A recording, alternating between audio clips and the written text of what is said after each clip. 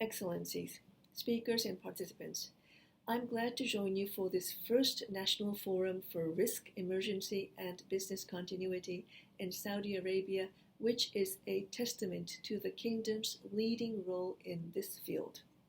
Allow me to first thank the National Risk Council for this momentous event that is needed now more than ever. Disaster risk reduction and development are intertwined, and this forum will enhance and accelerate national efforts to achieve the goals of the Kingdom's Vision 2030.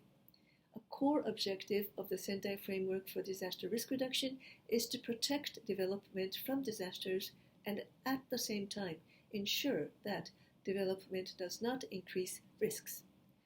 In recent years, losses associated with disasters have increased considerably. These trends are expected to become more pronounced with global population growth and rapid urbanization. Saudi Arabia and much of the MENA region are prone to a multitude of hazards, many of which are amplified by climate change. But disasters do not have to devastate. We are not and should not be helpless in the face of growing hazards. By shifting the focus from disaster recovery to prevention, we can stop hazards from becoming disasters and create a world with zero climate disasters.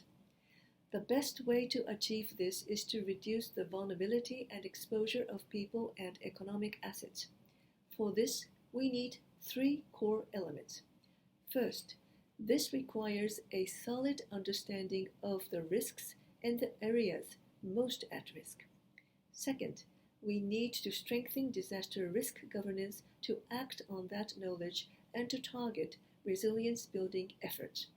And third, good risk governance requires commitment and competent institutions and the involvement of all society members.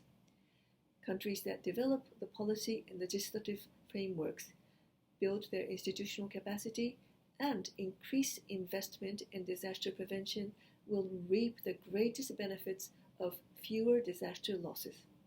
In simple calculations, every US dollar invested in risk reduction can save up to $15 in post-disaster recovery.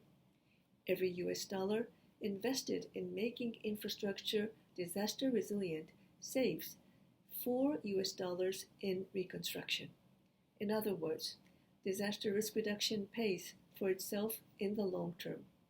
Last but not least, let us not forget the lessons of the pandemic.